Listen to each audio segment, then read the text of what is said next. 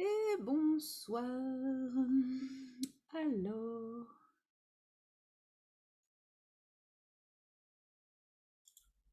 nous avons... Ah. Alors, admettre.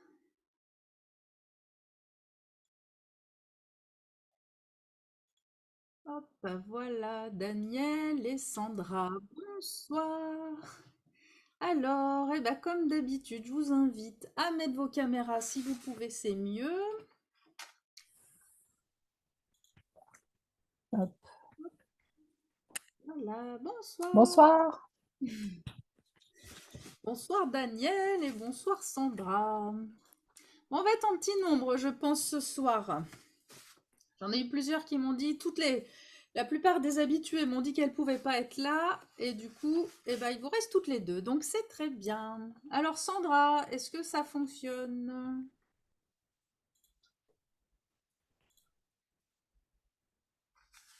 Bon, ça va? Ça va, ça va. Je Bon. sors d'une pneumopathie là encore. Ah mince! Hmm. Aïe, donc encore beaucoup toussé? Non, même pas. Rien du tout. Ah, Juste ça... de la fièvre. Et puis Ah ouais? Ah, même, moi, même pas beaucoup de fièvre en fait, mais en fait un truc au poumon quoi. les fatigues, du coup, bien... Bah ouais. Ah, bon. Et là, ça va mieux, ça? Tu te remets ou Oui, c'est... je suis en train, ouais. Ben, on a trouvé les bons antibiotiques, donc ça va Ouais, mieux. l'énergie. Hmm. Bon, j'ai l'impression que Sandra a quelques difficultés à se connecter. Est-ce que Alors, tu te rappelles, est-ce que tu n'as pas loin le rendez-vous qu'on a pris en mars, du coup, en attendant que les gens arrivent? Parce que j'ai euh, perdu le papier, je crois. alors attends, parce qu'il faut que je puisse Ah, refaire. mais si c'est pas là, c'est pas grave, hein, Non, mais tu me en le renverras attendant plus tard. que remarque, Sandra a l'air Ouais. d'être occupée. Ah bah Bon, c'est bon. on regardera après, tu Ouais, me... pas de souci. Voilà, ça y est. On voit tout le monde. Alors, tac, là. Bon, bonsoir Sandra. Tu nous entends? Non, elle n'a pas l'audio là. Ah, toi, on t'entend pas. Non, ça fonctionne pas. On voit ta bouche bouger, mais on n'a pas le son. On t'entend pas.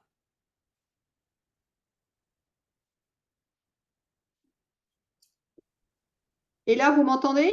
Ah Oui. oui, c'est bon. Ah, Ah, c'est bon, j'arrivais pas à se connecter. à trouver le bon micro, la bonne caméra. Donc on est C'est tout ça. bon. On est là toutes les trois. Ça va être très bien. Un petit groupe comme ça va... Pour les partages, ça va être plus facile. Bon, ça va toi, la toux, c'est passé? Oui, oui, c'est bon, ça y est. Tout est rentré dans l'ordre. Un mois, mais c'est bon. Oui, visiblement, ouais, ça prend bien là, les bronches cette année, hein. Ouais. Alors, donc aujourd'hui, je voulais vous parler de la perfectionnite aiguë. Vous voyez ce que c'est que la perfectionnite aiguë? Parce que bon, on peut dire que c'est un terme inventé. Voilà, c'est l'envie d'être toujours parfaite et de toujours faire pour que ce soit parfait. Le problème de la perfectionnite aiguë, enfin même les problèmes possibles de la perfectionnite aiguë, c'est de vous entraîner des probabilités d'avoir des douleurs. Et par exemple, des douleurs lombaires. La thématique des lombaires, ça va être est-ce que j'aurai la force d'aller au bout du travail demande. Mais du coup, plus on s'impose de faire des tâches et des actions, et plus on en a et plus on a peur de ne pas y arriver. Donc la perfectionnite peut nous amener du coup à avoir ces tensions au niveau des lombaires. Alors on a Julia qui arrive. Alors Julia, pareil, je t'invite à mettre ta caméra si tu veux pouvoir partager plus facilement. Ta caméra et ton son, comme en plus on n'est pas nombreuses, vous pouvez garder les micros ouverts. Bonsoir. Ah, Alors Bonsoir. donc cette perfectionnite aiguë, donc peut nous amener à avoir ces douleurs lombaires parce qu'on veut faire beaucoup de choses, trop de choses, et du coup, ça fait beaucoup de poids à porter. La perfectionnite aiguë peut aussi nous amener des douleurs dorsales. Pourquoi les douleurs dorsales? Parce que les dorsales, c'est la notion du jugement de l'autre. C'est la peur de qu'est-ce qu'on va dire dans mon dos, de qu'est-ce qu'on va penser de moi. Donc, quand on cherche la perfection, c'est qu'en général, on a aussi un peu peur de décevoir ou de ne pas être à la hauteur. Et ça peut aussi être à l'origine de douleurs au cervical, puisque la thématique des cervicales, c'est se sentir en insécurité. Et ben, l'idée, c'est d'aller trouver aussi, quand on cherche à être parfait, c'est qu'il y a une peur derrière le fait de ne pas être parfaite. Qu'est-ce qui peut y arriver quels peuvent être les risques? Enfin, qu'est-ce que notre inconscient voit comme risque si on n'est pas parfaite? Qu'est-ce qui peut nous arriver?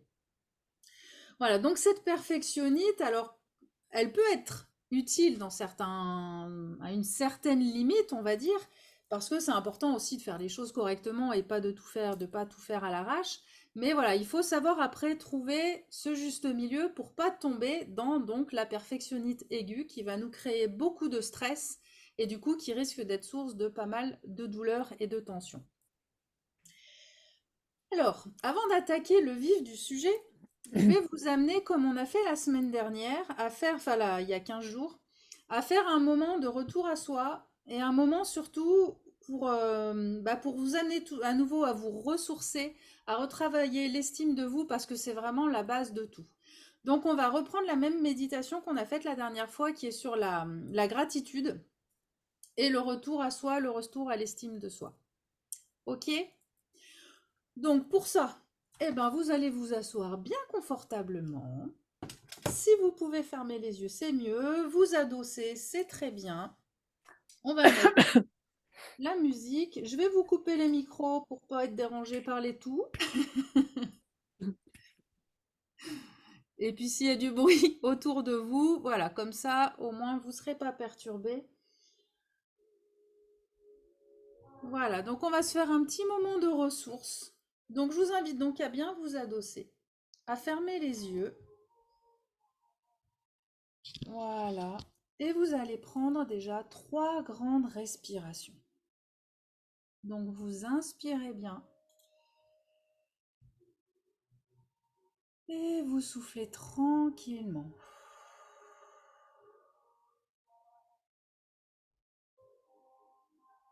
Voilà, inspirez et soufflez.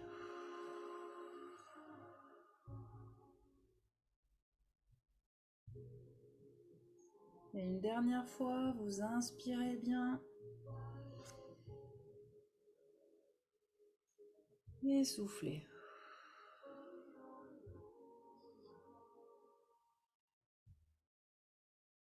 Et vous allez reprendre une respiration naturelle, tranquille. Et puis on va commencer par faire un scan corporel. Le scan, c'est-à-dire que simplement, on va aller observer comment vous vous sentez dans votre corps. Si vous sentez qu'il y a des petites zones de tension, qu'il y a besoin de bouger, surtout, n'hésitez pas à modifier votre position pour que vous soyez bien. Et donc, vous allez aller ressentir comment vous vous sentez dans votre tête, au niveau de votre crâne, au niveau de vos yeux.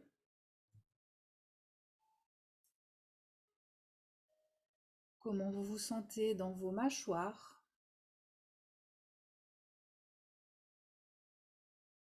au niveau de vos oreilles.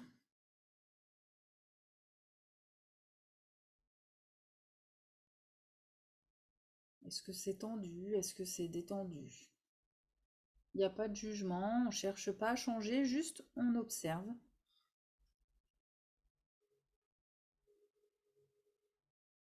Et puis vous allez observer comment vous vous sentez dans votre gorge.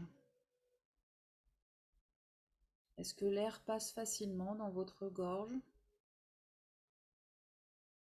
Au niveau de votre nuque, de vos cervicales.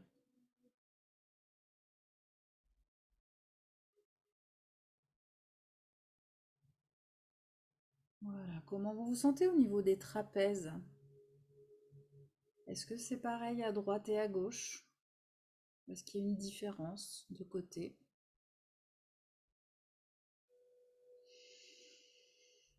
Et puis vous allez vous centrer sur vos épaules et descendre pour sentir comment vous vous sentez au niveau de vos bras, au niveau du coude.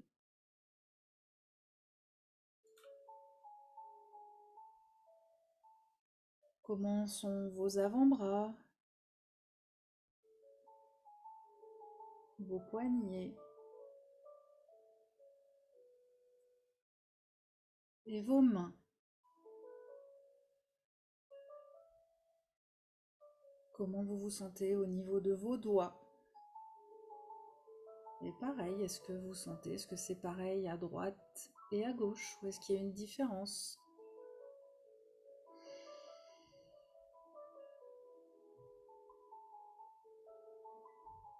Et dans votre poitrine, comment vous vous sentez? Comment ça respire au niveau de votre poitrine et au niveau de vos dorsales? Ressentez comment votre thorax bouge au fur et à mesure de votre respiration.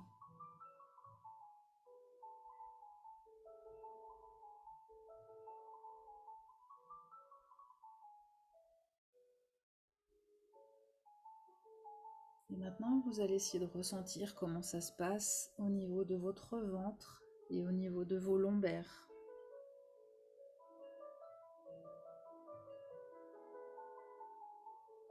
De la même façon, est-ce que vous sentez que ça bouge au fur et à mesure que vous respirez?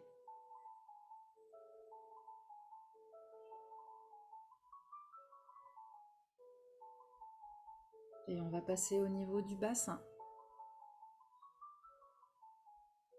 Comment vous êtes en appui sur vos fesses?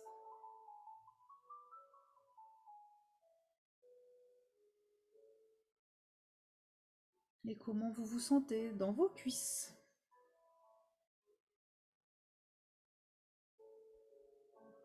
Au niveau de vos genoux, est-ce que vos jambes ont la même position? Est-ce qu'il y en a une qui est plus tendue que l'autre, plus ouverte que l'autre?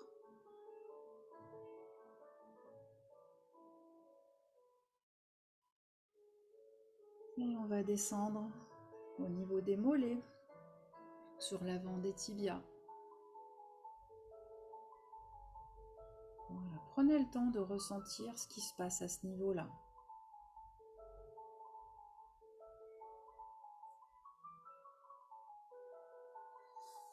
Et puis comment vous vous sentez au niveau de vos chevilles et au niveau de vos pieds?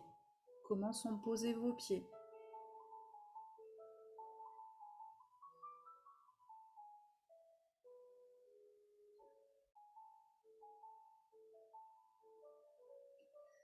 Et donc maintenant, nous allons nous connecter à ce qui nous ressource. Et la valorisation de soi est une de nos grandes ressources. Nous manquons malheureusement souvent, cruellement, de bienveillance envers nous-mêmes. Et nous oublions de nous féliciter pour nos réussites. Et malheureusement, nous avons en revanche beaucoup plus de facilité à nous blâmer pour ce que nous considérons, et souvent à tort, comme des échecs. Donc on va essayer, vous allez chercher quelles sont vos dernières petites victoires.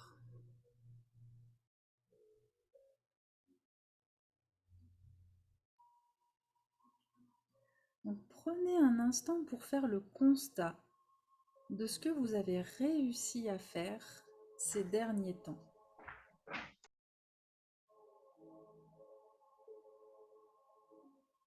Voilà, ici et maintenant, vous allez prendre le temps de vous féliciter et de vous encourager.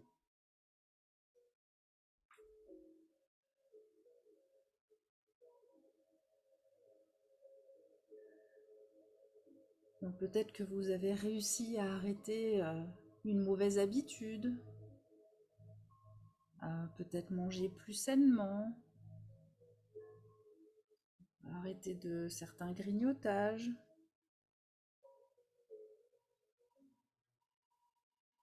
Ou peut-être que vous êtes contente parce que vous avez réussi à tenir une activité, à aller au sport ou à aller chanter ou voilà, faire quelque chose qui vous plaît.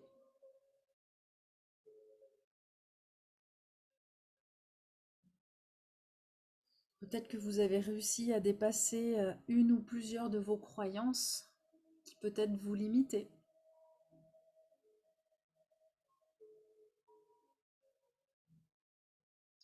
Ou peut-être que vous avez réussi à vous affirmer dans une situation un peu délicate. Peut-être à savoir dire non ou à savoir trouver un compromis. En tout cas, exprimer ce que vous ressentiez.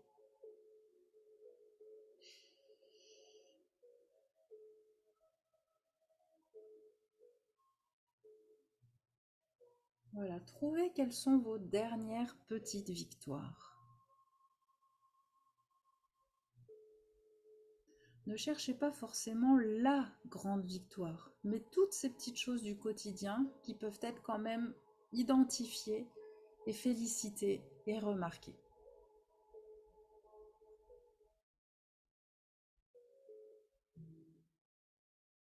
Et donc en posant un regard bienveillant et un regard de compassion sur vous-même, vous trouverez une situation dans laquelle vous avez toutes les raisons d'être fier de vous, même si c'est une toute petite fierté.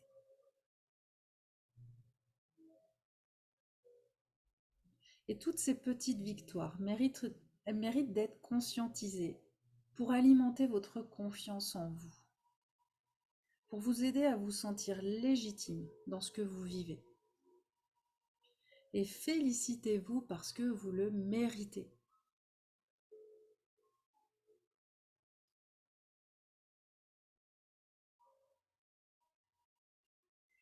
Et maintenant, nous allons aller à la rencontre d'une autre ressource essentielle à notre bien-être. C'est la gratitude. Ce sentiment de reconnaissance que nous éprouvons lorsque nous mesurons la saveur de ce que nous vivons.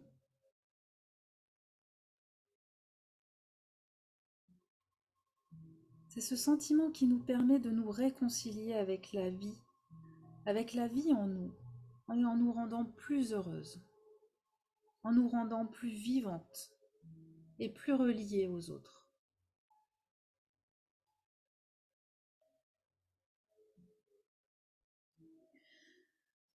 Donc à nouveau, je vous invite à faire un petit tour d'horizon et à chercher quelque chose ou quelqu'un à remercier.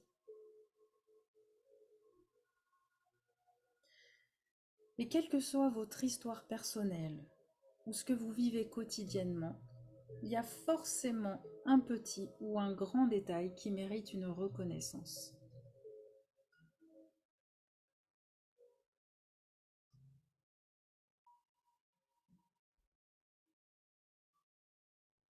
Donc il peut s'agir d'un moment passé avec une amie, les oiseaux qui chantent à l'extérieur. On arrive au printemps et ça peut être l'occasion aussi de remercier la nature pour son éclosion, pour toutes les belles choses qu'elle commence à nous offrir.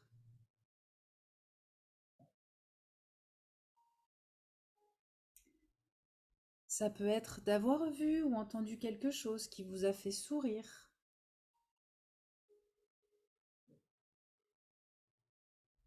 Peut-être d'avoir reçu un compliment ou une caresse, un câlin.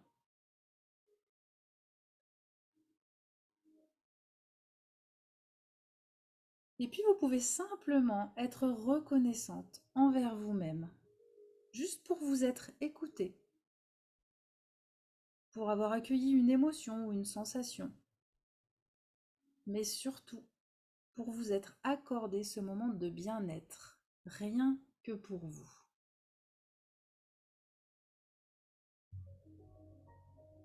Remerciez-vous d'être là ce soir.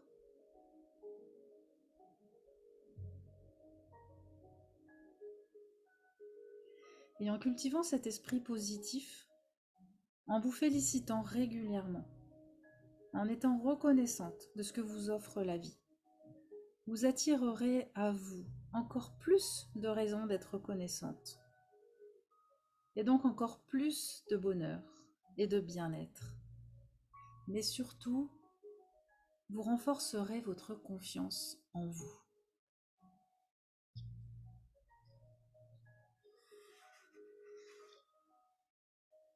Voilà, et je vais poursuivre avec ce petit texte sur l'estime de soi. Et donc, dans tout l'univers, il n'y a pas une autre personne qui soit exactement semblable à moi. Je suis moi, et tout ce que je suis est unique. Je suis responsable de moi-même. J'ai tout ce qu'il me faut ici et maintenant pour vivre pleinement. Je peux choisir de manifester le meilleur de moi-même.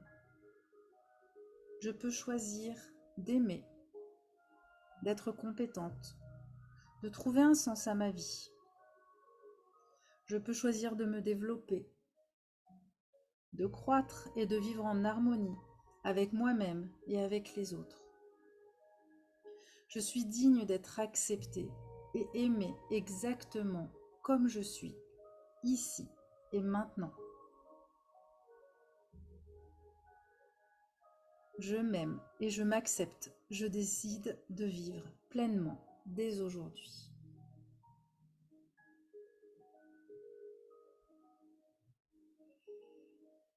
Voilà, ben je vous invite maintenant à revenir tout doucement à vous, tranquillement, bougez tout doucement, prenez une grande inspiration, étirez-vous s'il y a besoin.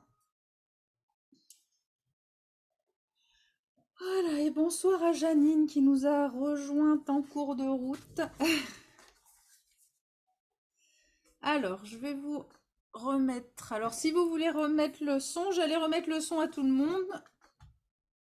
Voilà, on va pouvoir réactiver si vous voulez échanger un petit peu comment vous avez vécu ce moment de détente. Alors, n'hésitez pas à remettre vos micros, on va parler un petit peu plus maintenant.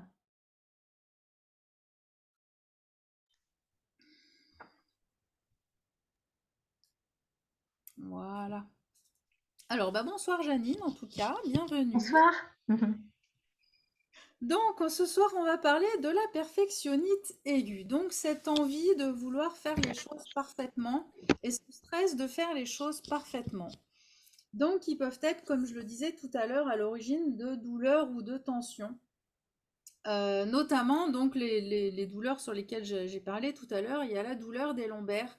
La thématique des lombaires, c'est vraiment une inquiétude qu'on a, alors qui peut être très inconsciente, parce que si le corps vient exprimer par une douleur, c'est que c'est une émotion qu'on n'exprime pas soi-même. Alors soit c'est parce qu'on a envie de la faire taire, soit c'est parce qu'on n'en a pas conscience. Et donc les lombaires, c'est qu'il y a un côté de est-ce que j'aurai la force d'aller au bout du travail qu'on me demande ou du travail que je me demande toute seule, justement. C'est en ça que la perfectionniste peut finir par nous apporter tellement de tâches à faire qu'on dit ah, mais attends, mais il y a tout ça à faire, est-ce que je vais vraiment arriver à faire tout ça? Donc ça peut créer des tensions au niveau des lombaires. En plus, ensuite, il peut y avoir donc des douleurs au niveau des dorsales. Donc les dorsales, c'est la peur du jugement de l'autre, de qu'est-ce qu'on va penser de moi.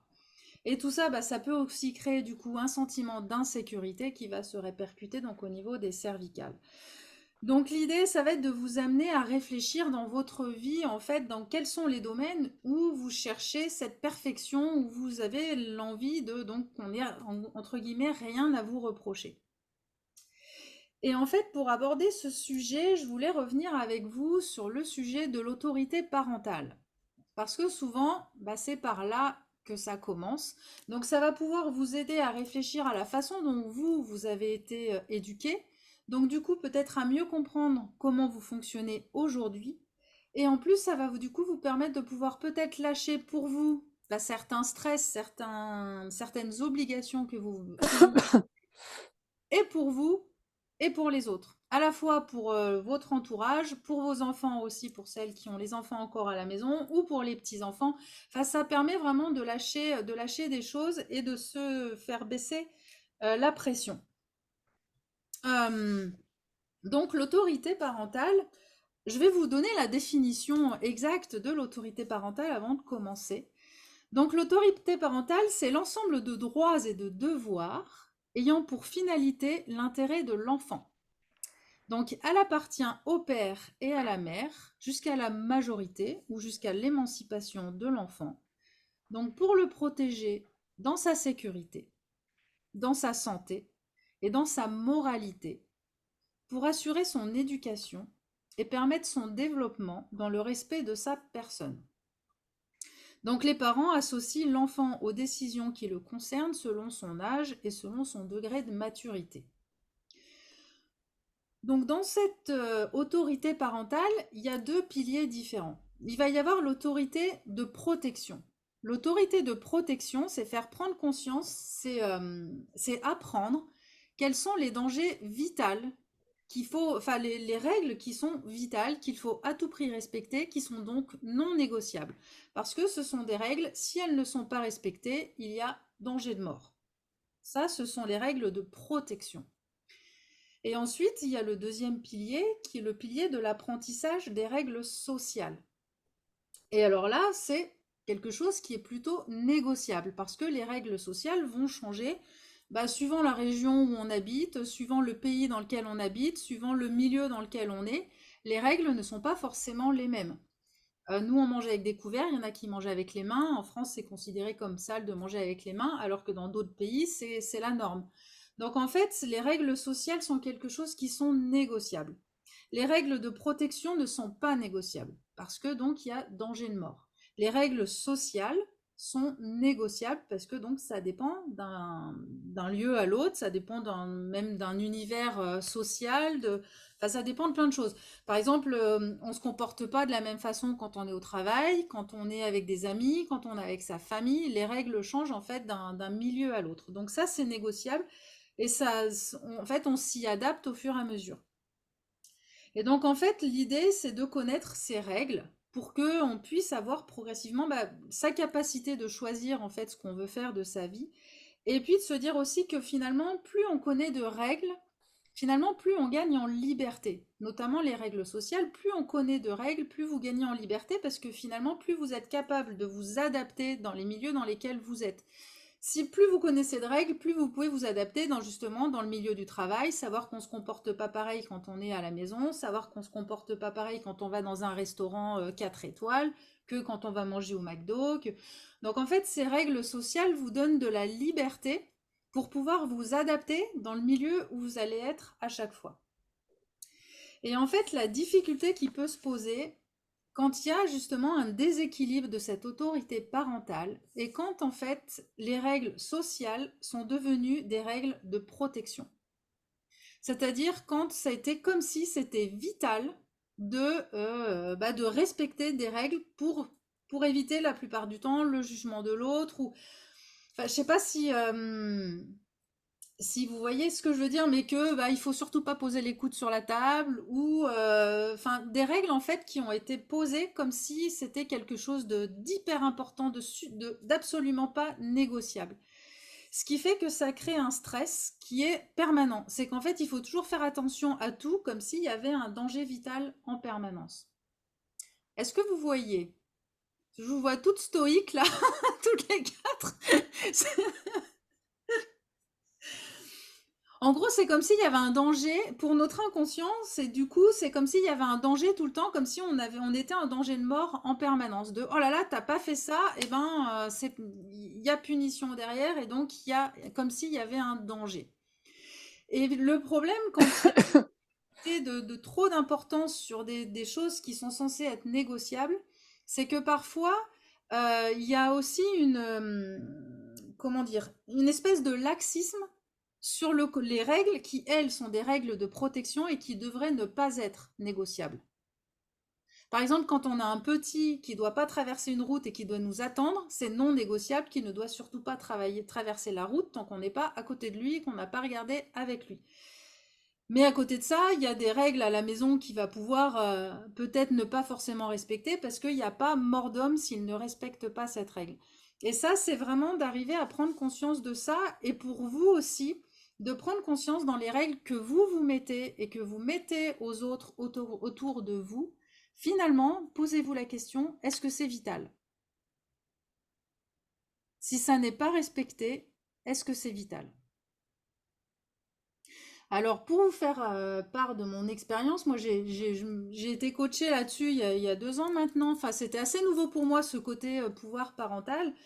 Et en fait, moi je me suis rendu compte que bah, des stress que je me mettais et que j'ai beaucoup lâché. Et entre autres, alors moi, mais c'est ce que j'appelais mes côtés maniaquerie. Et en fait, je me rendais pas compte de l'impact de stress que ça pouvait créer. Et pourtant, c'était des trucs complètement débiles. Donc, entre autres, moi, mon côté maniaque, c'était l'étendage du linge, qui devait être fait bien comme ça. Donc, surtout les enfants ne touchaient jamais l'étendage du linge parce que forcément, c'était jamais bien fait. Et en fait, je me suis rendu compte que donc c'était des stress qui me mettaient dans une insécurité.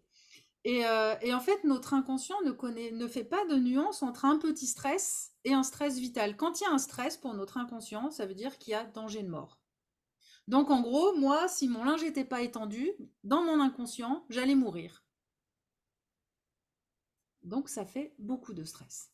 Et ben maintenant, c'était pareil aussi, moi je mettais beaucoup d'implication à manger équilibré, où il fallait toujours avoir les légumes, où il fallait toujours. Et ben maintenant, je me dis finalement, est-ce que c'est vital? Donc non. Donc j'ai lâché beaucoup de choses aussi sur la préparation des repas. On mange moins, peut-être moins, et encore, c'est même pas sûr qu'on mange finalement moins équilibré qu'avant, mais en tout cas, j'y mets beaucoup moins de stress à ce que les enfants, surtout, mangent à tout prix des légumes. Et l'idée, c'est d'arriver à prendre conscience de ça, de si c'est pas respecté, est-ce que c'est vital? Est-ce qu'il y en a une qui veut réagir, qui veut dire quelque chose, qui veut... Et je Bah, pense que quand on est parent, ah pardon, vas-y Julia. non, je voulais rebondir sur les légumes. Ça aurait été une bonne habitude à garder, j'aurais pensé, moi. Oui, non, alors l'idée, c'est pas non plus de tomber dans l'excès, de se dire, de toute façon, je m'en fous, on bouffe que des frites, hein. Mais c'est de lâcher la volonté excessive de se dire, il faut à tout prix que je me mette la pression, c'est que même si je rentre et qu'il est 20 h, il faut à tout prix qu'on ait le temps de cuire nos légumes, qui viennent que du marché, parce qu'il faut surtout pas les acheter ailleurs. Voilà, alors moi, je sais que du coup, j'ai réacheté un peu des produits congelés. Je sais que c'est moins bien, mais en attendant, bah, ça m'a enlevé quand même vachement de stress. Donc c'est surtout ça, c'est apprendre à... C'est pas passer de tout à rien. Les légumes restent en effet quand même une bonne idée. Mais voilà, c'est d'arriver à trouver un ajustement en fait. Sandra, du coup, tu voulais... Oui, donc ce que je disais, c'est que, bah, comme tu dis, on a notre histoire, hein, et la façon dont on a été éduqué, et aussi les origines aussi de nos parents, hein, parce qu'en fonction de leur culture, c'est totalement différent. Moi qui viens d'une culture italienne, va sûrement être différente par rapport à quelqu'un qui a une culture d'Asie, etc. Et je pense aussi que quand on est parent, on se met inconsciemment du stress. Et ça, c'est hyper dur. Moi, je vous donne l'exemple, de mon aîné qui est né préma, qui a été quand même, pourtant, il est né à 6 semaines avant, mais voilà, il refusait de s'alimenter. Donc pour moi, ça a été un stress hyper important, et en néonate, il vous mettait du stress aussi. Donc je pense Ouais. que mon inconscient, il l'avait vraiment intégré, et c'était: «Il mange pas, vous sortez pas. Vous sortez pas de la néonate». Ah oui, Donc c'est quand même ultra violent, je trouve, parce que, comme il se nourrissait pas, et juste à part une sonde, donc ça vous mettait un stress. Et c'est vrai que quand on est rentré à la maison, c'était il très fallait dur parce qu'il absolument. refusait de se nourrir, c'était 2 heures le biberon, c'était vraiment vraiment une très, très compliqué, tout ce qu'on avait à faire. Et je pense que même maintenant, j'ai lâché prise depuis que je travaille avec toi ou Stéphanie. Et mon fils grandit super bien, il ne va jamais chez le médecin. On nous avait dit: «Il sera tout le temps malade», il est jamais malade. Il est même, sa puberté, il l'a commencé même beaucoup plus tôt que la normale. Et maintenant, c'est vrai que, bon, c'est sûr que les légumes, il y a beaucoup de choses qu'il refuse de manger, mais je fais du lâcher prise. Ouais. Et c'est même plus, c'est vrai que c'est mieux, parce que sinon à table, Mais oui, après, ça c'était devient compliqué. insupportable. C'est ça. Voilà, Alors après, ça peut être, oui, tu peux goûter un petit peu. Il faut quand même, pas si c'est on reste ça. sur les légumes, c'est pas goûter un petit peu, mais s'il en mange pas, c'est pas la fin du monde. Et en fait, c'est toutes ces règles. Et comme tu dis, l'histoire, c'est-à-dire que fut un temps où quand on était jugé par les autres, on était pendu sur la place publique. Ça remonte à quand même quelques dizaines et peut-être centaines d'années, je sais pas trop, mais je suis pas très bonne en histoire. Mais fut un temps où en effet le jugement de l'autre était très important, les règles à suivre, si on les respectait pas, on était défoncé sur place. Donc nos ancêtres nous ont fait passer aussi ces messages, parce que eux, puis peut-être nos parents, nos grands-parents, s'ils avaient les coudes sur la table, ils se prenaient une vraie châtaigne. Donc pour eux, c'était presque vital de respecter ces règles. Sauf que aujourd'hui, en fait, notre monde a vraiment changé. Et en fait, c'est vraiment de se rendre compte que ces dangers qui existaient à l'époque, mais en fait, n'existent plus aujourd'hui. Et là, si on reprend l'exemple même de ton garçon, c'est-à-dire que oui, quand il est né, il fallait à tout prix qu'il mange. Aujourd'hui, c'est plus le cas. Aujourd'hui, il mange à sa faim. Et d'ailleurs, en plus, les enfants ont cette faculté-là la plupart du temps. Bon, après, voilà, il peut y arriver comme toi des moments où il y a des maladies ou quelque chose qui va un peu dérégler les choses. Mais globalement, les enfants savent très bien quand ils ont faim. Ils savent très bien quand ils n'ont pas faim. Ils savent très bien quand ils ont froid, quand ils ont chaud. Et en fait, c'est nous, avec nos peurs, qui voulons toujours qu'ils mettent à tout prix un pull parce qu'il fait froid, mais eux, ils n'ont pas froid, mais à tout prix, on veut qu'ils mettent un pull. À tout prix, il faut. Mais au pire, si le gosse, il a froid, bon, il peut peut-être être malade derrière, mais c'est pas, ça va pas être vital. Et la fois d'après, il va se rendre compte que quand il a froid, après, finalement, il est un peu moins bien. Et de lui-même, il va aussi comprendre qu'il peut mettre un pull. C'est aussi les aider à prendre, à s'adapter et qu'il y a des règles qu'on a tendance à mettre avec nos peurs à nous et où on se rend compte que finalement, ça peut être excessif. Et que du coup, après, on grandit avec une zone de sécurité qui est très très resserrée, comme s'il y avait des barrières partout avec des dangers partout. Alors que ce ne sont pas des dangers, on va dire, ce sont des alertes ou des attention, ça, il vaut mieux être vigilant. Et c'est pas la même chose. Alors après, est-ce que la pression, elle n'est pas plus mise sur nous les femmes par rapport au danger et tout ça de l'enfant? Parce qu'on est quand même sur une société où on a tendance à pointer, oh, t'as pas fait ça, tu lui as pas donné un pull, il fait froid, il a pas de bonnet, t'es une mauvaise mère. Et en même temps, la culture occidentale, moi je me souviens d'une anecdote, mon grand-père, hein, italien du Sud, si on arrivait à 12h10 pour manger, c'était pas possible. Il fallait être là-bas à midi pétante, on devait passer à table. Si on mange, alors que maintenant, moi, avec mes enfants, je dis, bah, vous avez faim, vous n'avez pas faim, on est le week-end, on est sur un autre rythme. Et voilà, comme tu dis, si on n'a pas faim, on ne va pas obliger à manger. On peut manger qu'à 13h, C'est ça. etc. Donc, je pense qu'il Ça, y a c'est toute cette histoire aussi qu'on a encore ancrée en nous, oui, inconsciemment. oui. Et justement, là, c'est de vous amener à vous en prendre conscience. À que vous preniez conscience justement de ça, de ces côtés où je dis vous, c'est pas, je vous pointe pas du doigt, hein, parce qu'on le fait toutes plus ou moins et à des niveaux différents, puis sur des sujets complètement différents. Moi, par exemple, donc c'était l'étendage du linge. Enfin, c'est un truc, c'était hyper important. Maintenant, je me dis, je les laisse l'étendre et je me dis, au pire, si c'est vraiment mal étendu, que du coup ça sèche mal et que ça pue, je le relave. Il y a rien d'extraordinaire, il y a rien de grave. Et que voilà, l'heure du repas, c'est pareil, de manger à tout prix à telle heure et de devoir manger à tout prix à telle heure, ça, en fait, ça crée des stress. Qu'il faut vraiment prendre conscience, c'est que ce sont des choses qui nous créent des stress et que ces stress, même si on a l'impression que ce sont des petits stress, et ben en fait, viennent nous créer des tensions et des ah zut, il est telle heure, on n'a pas mangé, ou c'est pas prêt, je serai jamais prête à 19h, oh là là, comment je vais faire pour que mon plat soit prêt à 19h pétante, ça nous rajoute des stress. Donc, essayez de prendre conscience de ça, de cette autorité que vous avez peut-être du coup eu, vous, de la part de vos parents, qui vous ont inculqué des règles, et c'est aujourd'hui en fait se dire, bon ok, dans ces règles qu'on m'a inculquées, certes, il y a des règles qui sont vitales, comme je disais tout à l'heure, il y a un bus qui arrive, on traverse pas devant, ça c'est pas négociable, de toute façon, il y a des règles, vous savez très bien qu'il faut pas sauter d'une falaise, parce que là, vous savez que vous n'allez pas survivre, enfin, je veux dire, les règles vitales, aujourd'hui, vous les connaissez. Donc, vous pouvez aussi rassurer votre inconscient de vous dire, bon, ok, aujourd'hui, je vais faire un truc qui avant était interdit, parce que soi-disant un danger où il faut surtout pas faire ça, mais tout en sachant consciemment, complètement que ça n'a rien de vital. C'est une sortie de zone de confort, en gros, de se dire, oh tiens, allez, on a toujours mangé à 19h, soyons fous, ce soir on mange à 20h. Et puis petit à petit, faire prendre conscience à votre inconscient qu'en vrai, il n'y a rien d'extraordinaire. Mais en fait, ça a été tellement montré comme quelque chose de vraiment indispensable à respecter à tout prix quand vous étiez plus jeune que votre inconscient prend ça comme un danger réel. Oui, Julia, tu voulais... Je lève la main comme ça, je te coupe pas. Non, mais en fait, après, là, moi, ce que tu décris, tu vois, je reçois pas ça comme la perfectionniste aiguë. Enfin, pour Ouais, moi, c'est un besoin de contrôle. oui, Enfin, là, ce que vous décrivez, moi, ça me fait vraiment penser au besoin de contrôle, et là, c'est plutôt des autres. Et moi, ça, j'ai pas du tout ce problème. Enfin, j'ai pas ça parce que. Mais pourtant, je suis très perfectionniste envers moi-même. Vous voyez ce que je veux dire? Oui, mais du coup, C'est deux peut-être choses qui sont différentes, peut-être. peut-être Mais par rapport aux autres, mais même on regarde justement les côtés perfectionnistes que tu as vis-à-vis de toi. ah oui, justement. Mais pour moi, c'est deux trucs enfin, différents, j'aurais dit. Mais voilà. Oui, alors après, ça a peut-être une vision, peut-être un emploi de termes différent. Pour moi, c'est vrai qu'en général, ce qu'on fait pour soi, inconsciemment ou pas, je sais pas, on peut le transmettre aux autres. En fait, dans son attitude, mais après, si c'est que sur toi que tu es exigeante et perfectionniste, bah, à la limite, tant mieux pour les autres.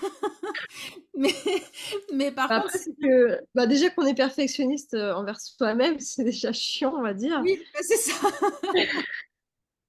Alors les autres, j'imagine, enfin, moi à un moment donné, il y a aussi l'histoire de prendre ses responsabilités. Et comme je prends mes responsabilités, j'attends des autres, par contre, qu'ils en fassent autant. En face Alors autant. mon pote, il a 5 ans, mais je lui explique, voilà, t'as le choix entre chocolat et légumes. Si tu veux devenir un super-héros un jour, il fait des légumes, quoi. Mais Ouais, après, c'est ça, c'est après, c'est aussi trouver des équilibres. C'est pas, tu manges un peu de légumes, tu manges aussi un peu de chocolat. L'alimentation, c'est vrai que c'est compliqué avec les enfants et tout ça, mais oui, après, c'est d'arriver, justement, l'idée, c'est d'arriver à être plus cool et à pas se dire, il faut à tout prix qu'il mange ses légumes ou il faut à tout prix qu'il mange son chocolat, peu importe, hein, que ce soit dans le sens ou dans l'autre. Et même vis-à-vis de toi, de te dire, bah, ouais, je peux aussi faire des choses.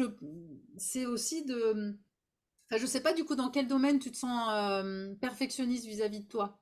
Est-ce qu'il y a un domaine en particulier? ah bah oui, ça serait plutôt enfin, le côté pro, quoi. Enfin, la réussite professionnelle, quoi.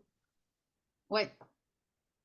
Et ben là, c'est aussi. En fait, c'est cette idée-là, c'est de voir dans les. Même si c'est au boulot, c'est finalement cette pression que je me mets pour faire telle ou telle action. Est-ce que vraiment c'est vital si je relâche un petit peu la pression? Mais pour le moment, en tout cas, essayez déjà d'ouvrir un petit peu de vous ouvrir à cette idée. Autant dans là, on parlait de l'éducation, mais cette éducation, en gros, c'est pareil. C'est-à-dire que peut-être qu'on t'a appris qu'il fallait qu'au boulot, il fallait que ce soit parfait, qu'il fallait que tu montres comment dire, ta valeur vis-à-vis du travail. Que peut-être que dans ton éducation, c'était on a sa valeur si on travaille bien, si on a un bon travail, si. Bah, je pense que c'est pour toutes les femmes pareil, non? Et non, pas Ah forcément. bon? On n'en doit pas Ah, bah, montrer je suis d'accord avec Julia, hein. parce que de base, on est des femmes de base, non? La rivalité homme-femme pour avoir le même job, le même Ouais. statut et le même salaire, je pense qu'il faut que la femme, elle se batte beaucoup plus et qu'elle soit Oui, au top. elle a des On preuves est à quand faire. même aussi dans cette société où il y a encore des grosses inégalités pour un même job. Oui, ça Bah, c'est. les femmes, on doit démontrer qu'on peut travailler et gérer les gosses aujourd'hui.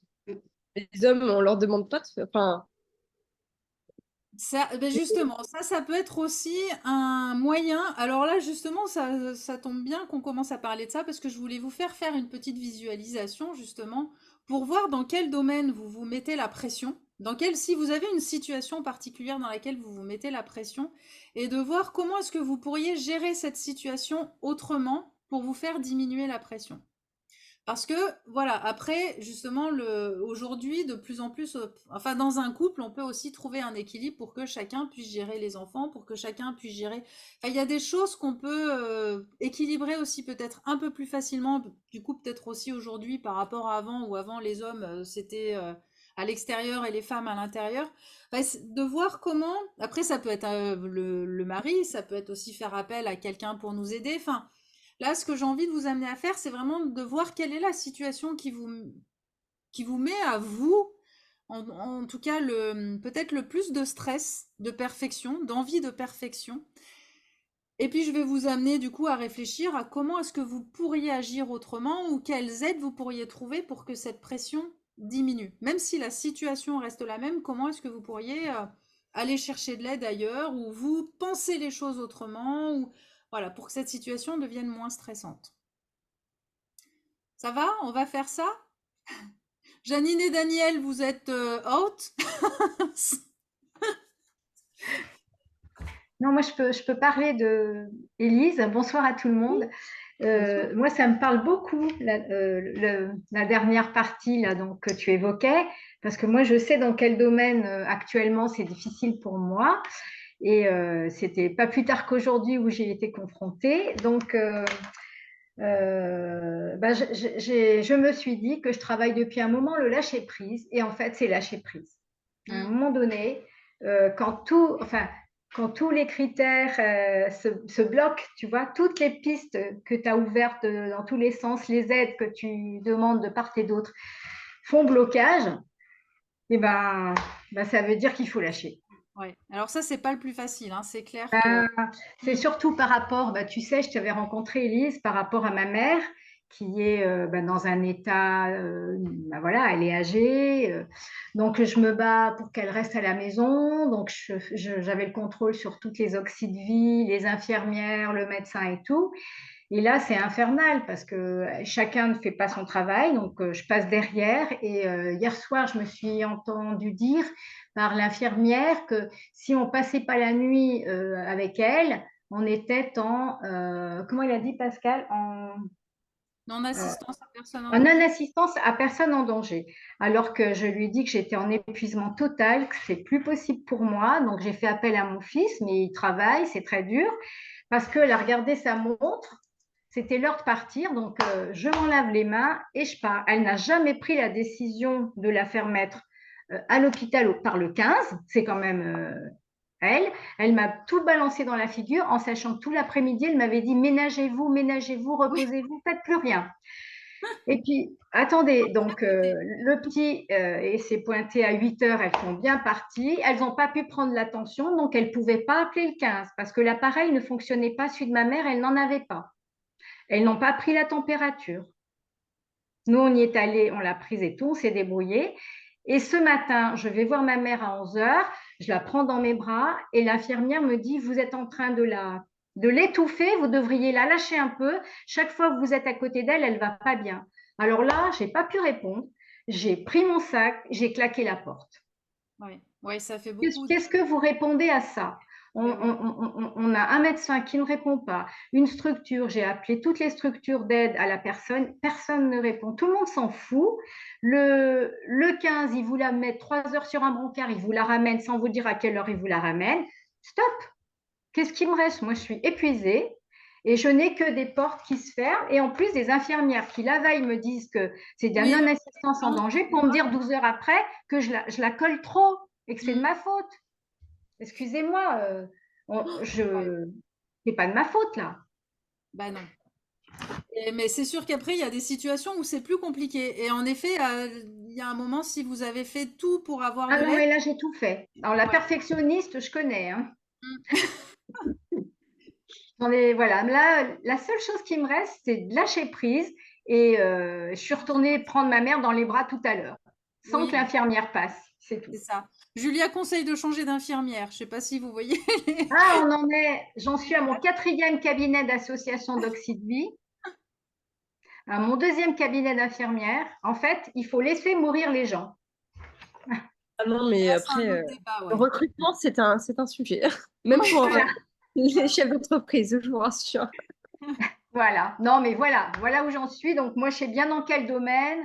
Et j'ai pensé autrement parce que de toute façon, on ne peut plus à un moment donné. Moi, Oui, c'est c'est ça, faut saturé. arriver à Je ne peux ouvrir plus après. là. Je Mm. peux plus. Je comprends. C'est vrai que là, c'est des situations qui sont très difficiles à. Oui, desquelles il faut arriver à s'extraire. Après, la perfectionniste de s'occuper de ses parents, c'est difficile aussi de lâcher ça. Enfin, je veux dire, il y a un moment. Ah oui, mais là, on ne peut pas. Là, on ne peut plus. Mm. Bon, ben, je vais vous amener, justement, on va se mettre un peu en état méditatif. Peut-être qu'il y a des réponses qui pourront venir. Des fois, il y a des choses qui viennent quand on se pose. Donc, vous allez toutes vous poser à nouveau, vous adosser confortablement. Donc, calez bien vos lombaires pour que votre inconscient se sente en sécurité. Ça, c'est important que les lombaires soient bien posés, bien calés. Et vous allez commencer par prendre donc à nouveau 3 grandes respirations. Donc, vous inspirez bien et vous soufflez bien.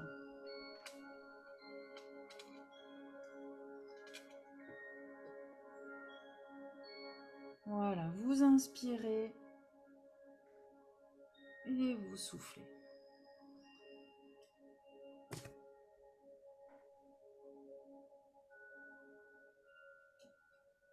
Voilà, encore une fois, vous inspirez bien à fond et vous soufflez.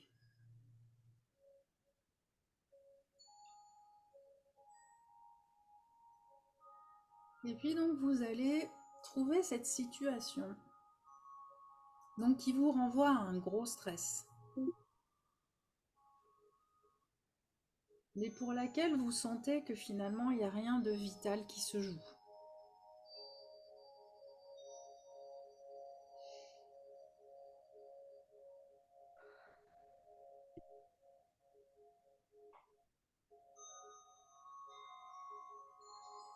Et cette situation, essayez de voir justement comment est-ce que vous pourriez la gérer autrement.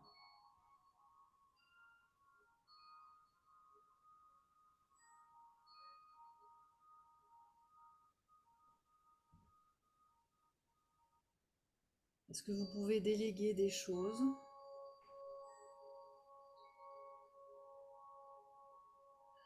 Ou si ça ne se passe pas de manière parfaite, finalement, qu'est-ce qui se passe? Et essayez d'évaluer la gravité finalement de ce qui se passe si finalement ça ne se passe pas de façon parfaite.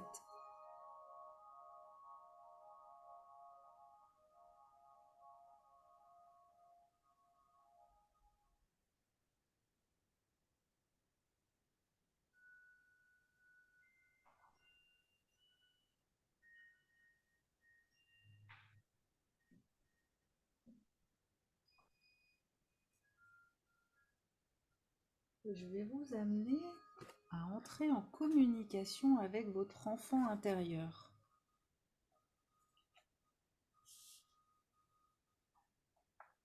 Ça va vous aider à mieux gérer vos pensées négatives et à prendre un nouvel élan pour aller de l'avant.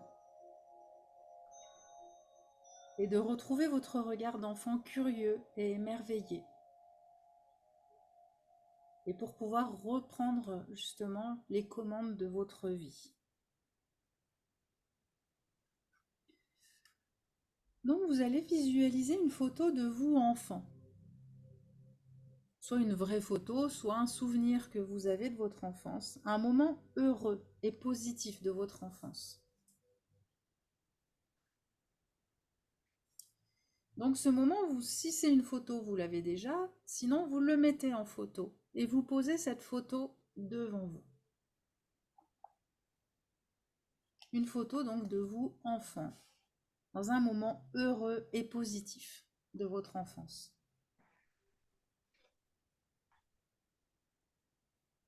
Et vous allez commencer à discuter avec cet enfant, entre l'adulte que vous êtes aujourd'hui et l'enfant que vous étiez.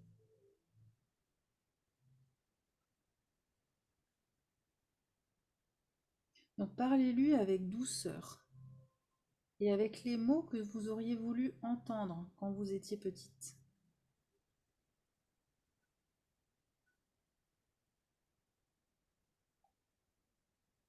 Voilà, dites-lui que vous l'aimez et que vous allez prendre soin d'elle pendant toute votre vie.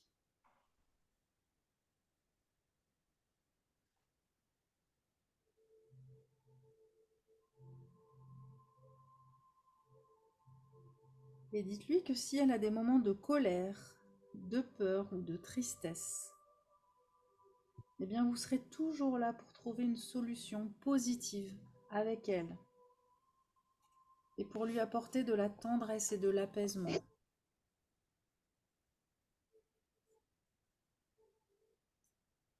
Voilà, rassurez cette petite fille.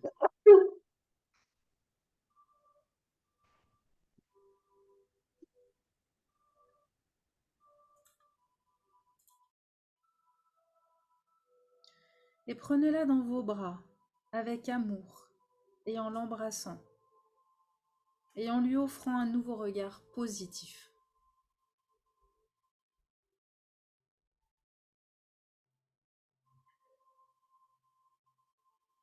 Voilà, prenez-la par la main.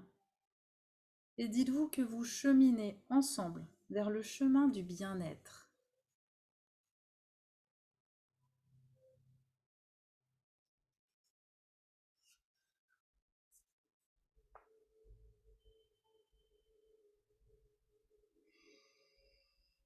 Voilà, et vous allez revenir tout doucement, tranquillement, ici et maintenant. Prenez le temps de bouger doucement, de vous étirer s'il y a besoin.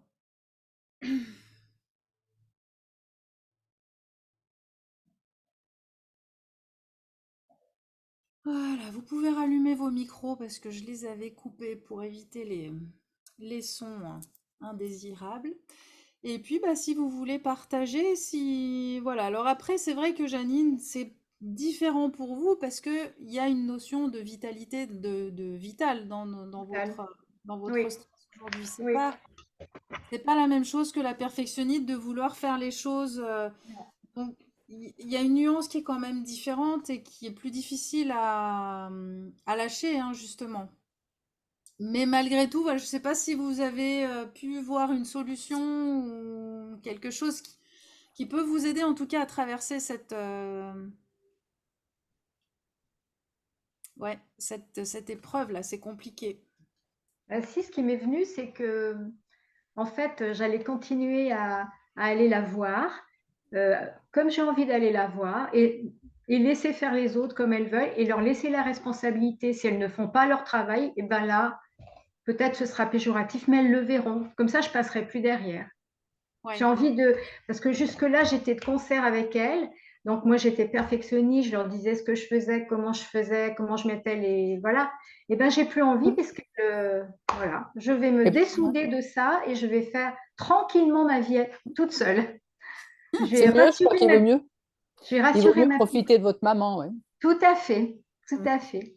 Parce Mais que c'est... sinon, on passe son temps à s'énerver et c'est pas la peine. Voilà, tout à fait. Mais c'est ce qui m'est... Voilà. Merci en tout cas. Merci, Daniel.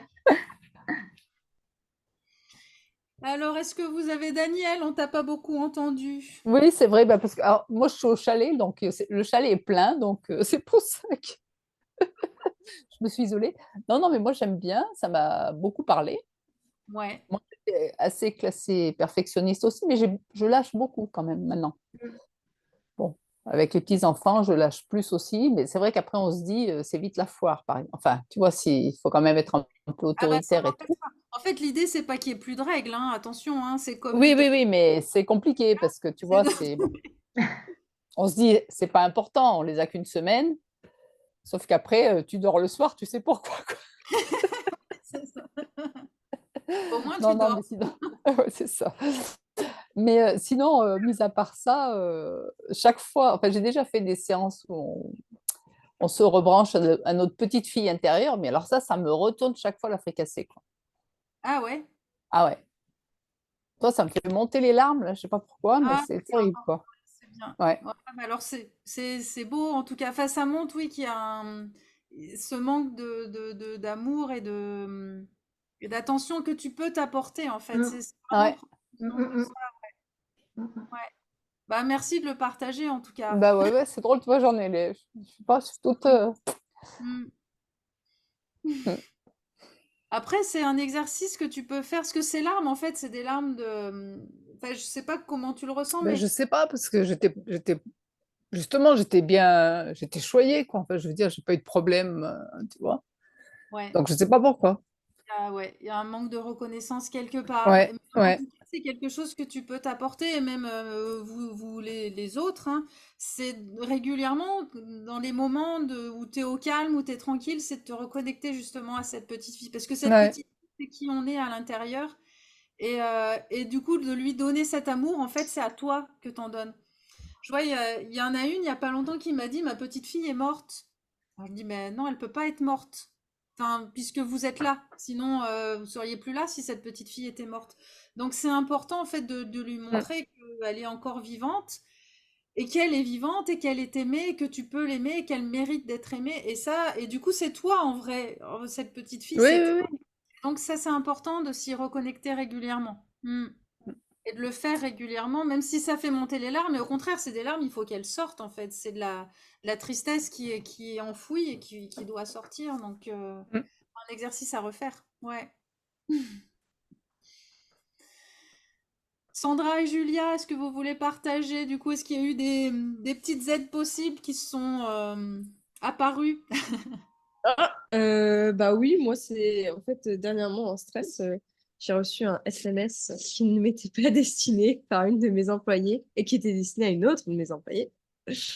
Donc Aïe, le gros SMS boulette en mode mes il a patrons pas... font chier.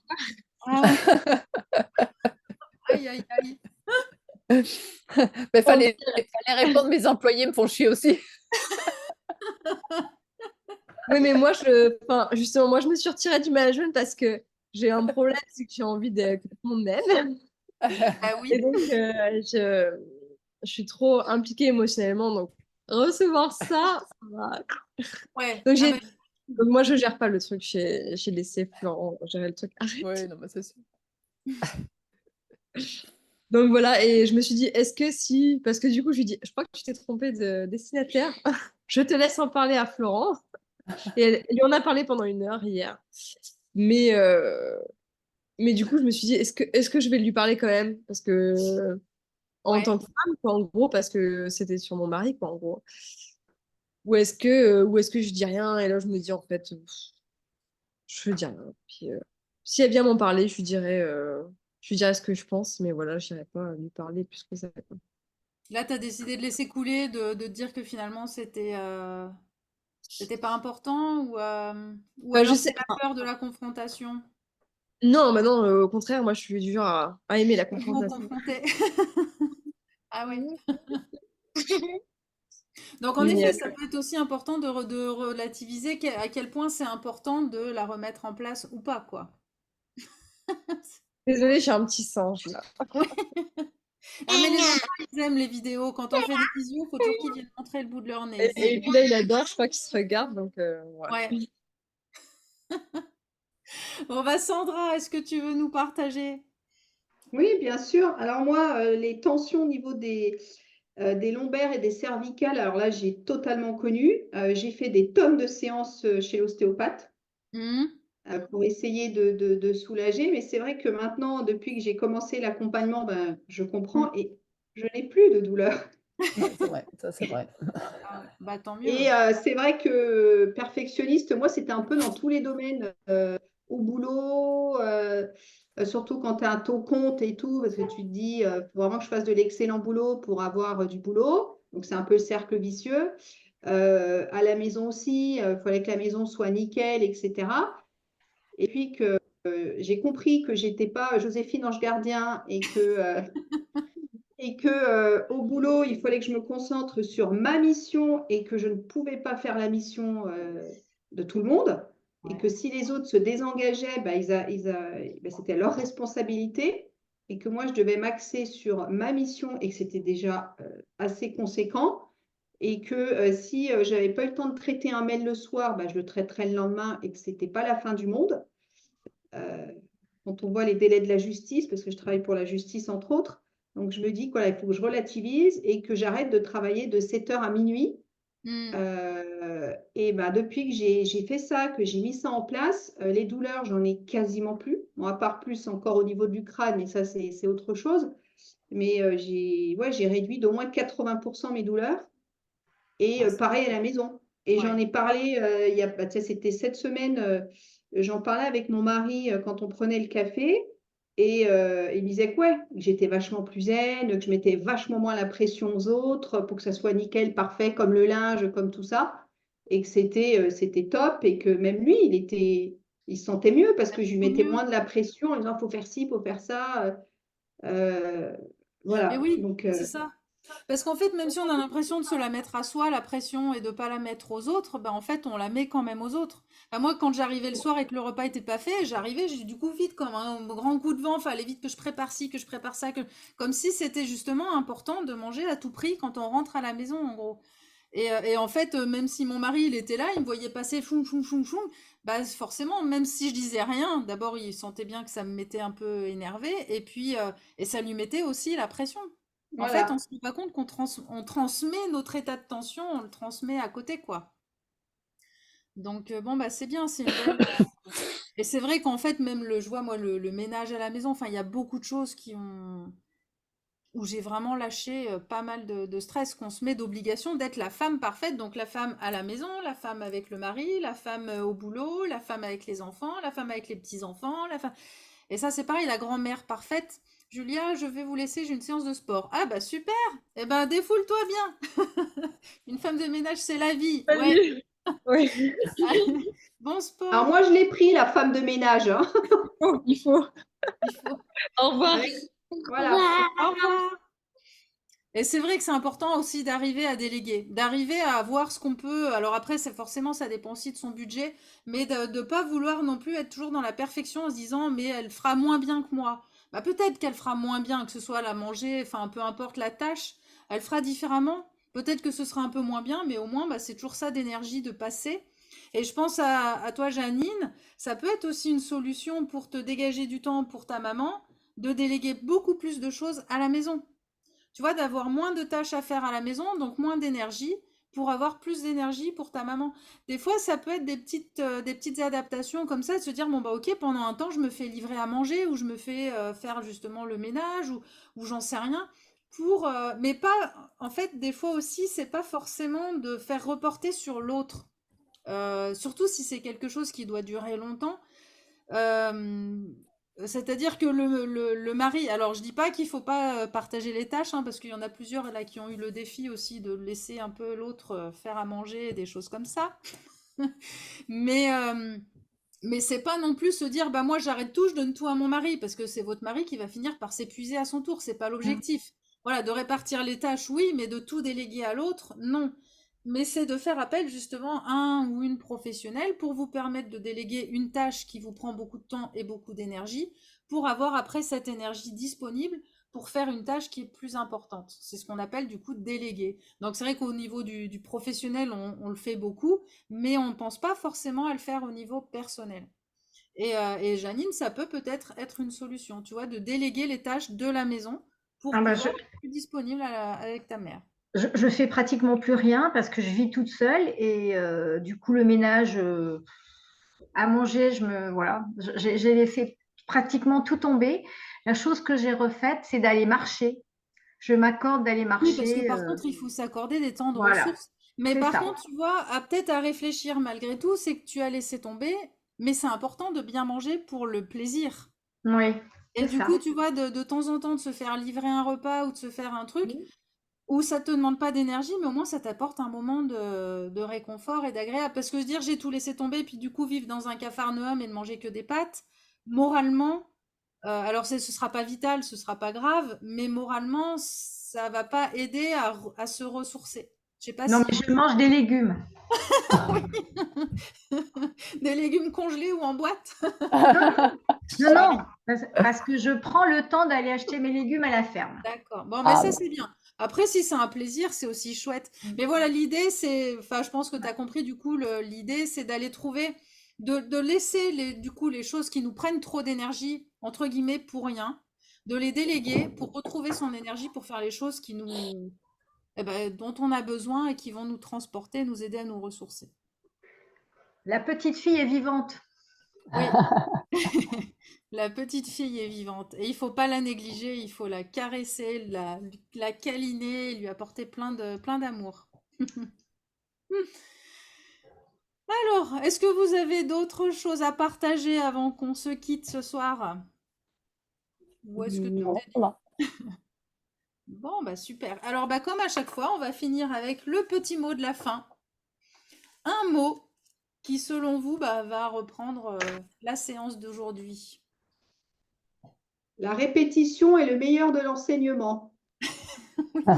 C'est pas un mot, mais en effet, on est d'accord. C'est l'idée. Le fait parce que là, ce qu'on a vu ce soir, moi, je l'ai mis en action, mais le fait de le répéter, ton Ah oui, inconscient, bah, il le intègre encore. Et tu te dis, exactement. ah bah ça va, Sandra, c'est bien ce que tu as fait, il faut continuer comme ça, Ça valide. bravo.